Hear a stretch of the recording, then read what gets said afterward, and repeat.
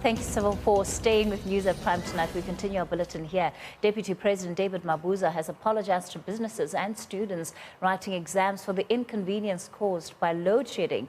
Eskom yesterday implemented nationwide rotational blackouts, which could last up to a week. Mabuza also commended Mineral Minister Gwede Mantashe for Cabinet's approval of the Integrated Resource Plan. This will provide a blueprint for the country's electricity needs until 2030.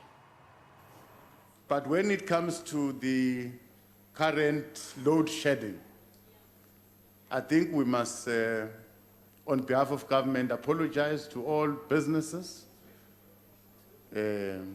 students that could not write, the inconvenience caused. We are looking at the problems that has affected Eskom, and we want to assure South Africans that this problem will be attended to and will come back to normality.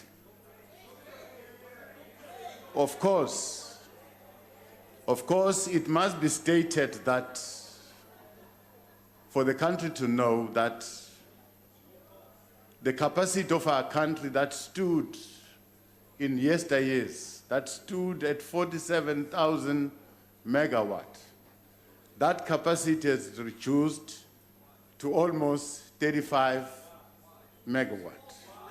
Because of the aging fleet, there are a number of units that are now out of operation because these fleets are old. These power stations, some of them are old.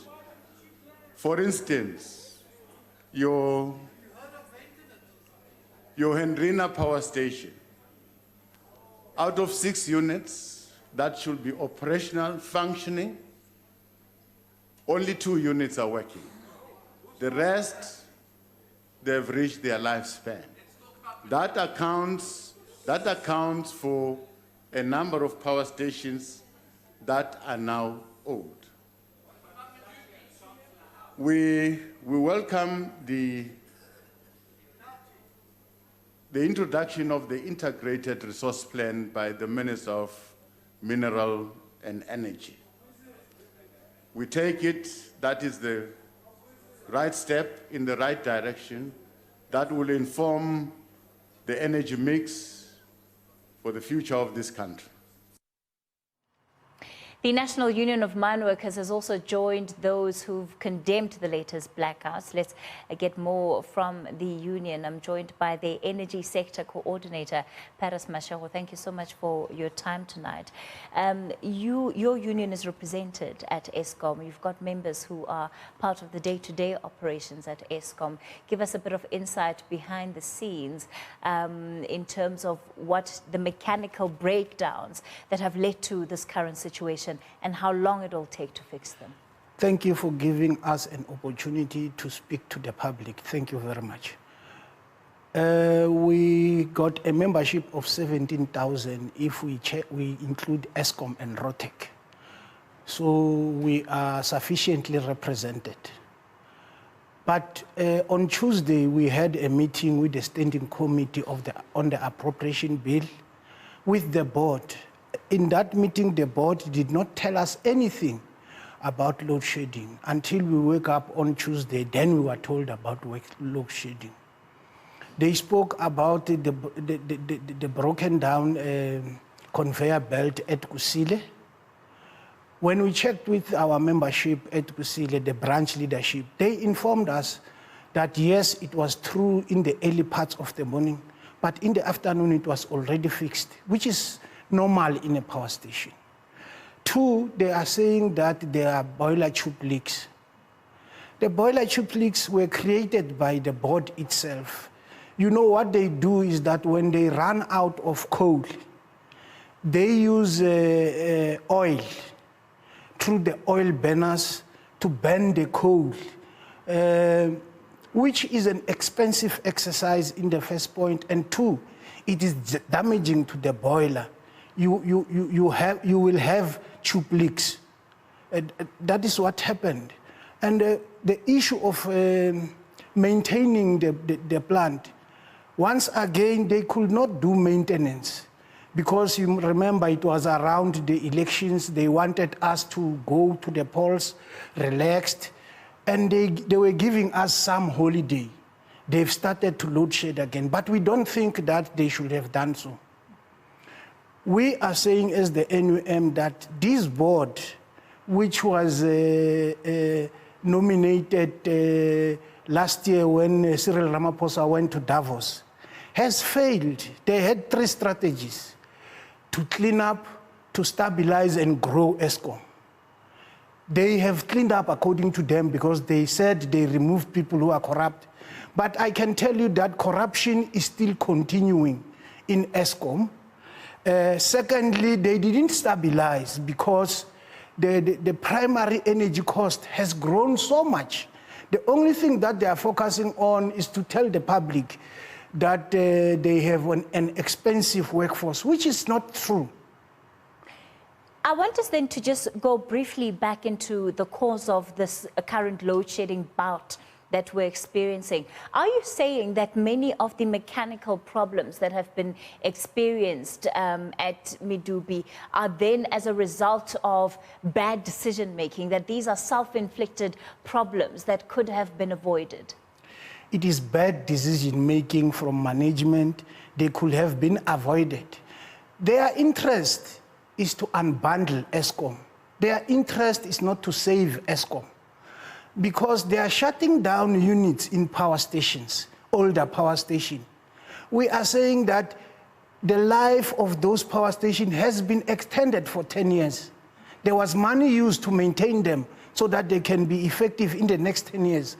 Suddenly, the Tumamina board comes in and shut down those units. It is a problem. What interest would the current board have in shutting down, as you're alleging now, Eskom, and bringing it to its knees when they understand the impact of what that would be on the economy? What would be the end game for them? What would they benefit out of that? It is generational wealth. Let me also explain on the board. The board is businessmen and women who knows nothing about a power station, who knows nothing about electricity generation, transmission, and distribution. Therefore, they don't understand maintenance of a power station. If Eskom is an engineering company, it must be flooded with engineering skills. That's why NUM and COSATU are saying that the board is a failure. We are saying that we want a board just like prior 2001, where the community, trade unions, and churches were represented in the board. We want such a board because people who are supposed to be benefiting from the board are left outside of the board, and it's only business people. So it's for people who are trying to build generational wealth for themselves.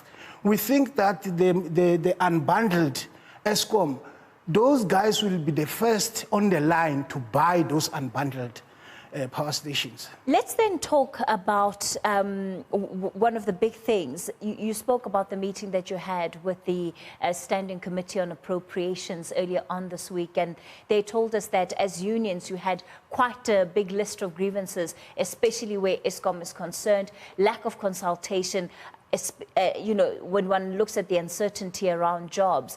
So from the board perspective, they could come back and argue and say, well, we're not surprised that NUM would say what they're saying, because at this point, they're just too scared that their members might lose their jobs, and they will find any loopholes that they may raise to try and defer attention from that. That will be a very, very bad statement if they can say something like that. They know very well that firstly, we are told that there are 48,000 workers. When we check and calculate, those numbers are not reaching 48,000. It is a number that is put there to win public sympathy. Eskom workers are not 48. And even if they are 48, we must put it in the clear. The Eskom customers has increased to 6.2 million customers. The build program of Kusile and the 3 power station needed extra labor. And that's what increased the numbers. So There is no issue there. We are not scared whatever Eskom is going to say. We are very factual. Indeed, the problem started by Eskom themselves when they restructured the business, which they called settling the business, which we now call it unsettling the business, because it created 595 senior managerial positions. It created 26 executive positions from 9. And that is created a big head with a small body. So everyone had his own manager, and that was a problem. So it is the creation of the strategy of Eskom completed by Brian Dames. That's why Eskom is at this situation now. You spoke about the fact that the conveyor belt, which we're told was part of the main reasons why we're experiencing load shedding. You said, as far as your members have told you, that it has been fixed. Yes. So why are we still having blackouts? Why do we still have load shedding? We're not sure. I also made a further investigation to try and round up the power station. We realized, yes, there were problems, but there were minor problems that could have been resolved yesterday. We don't think that load shedding is really load shedding. There is something behind load shedding that the leadership of Eskom and these politicians are using to push a particular agenda.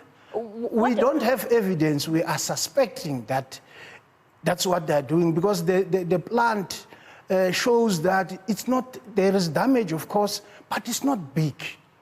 Does this agenda have anything to do with the fact that we do have that MP, that parliamentary committee that has been in Gauteng this week to see things for themselves? And of course, the irony there is that on the second day of their meetings, then we started experiencing load shedding. We think that the government, together with the leadership of Eskom, are planning for what we always call generational wealth. Because really, why should we expose South Africa to make sure that our economy is damaged so much without an interest? They just want to bring private ownership to take over generation and transmission of Eskom, which is what is going to happen with unbundling. Unbundling is a panacea for privatization. You can't unbundle without privatizing.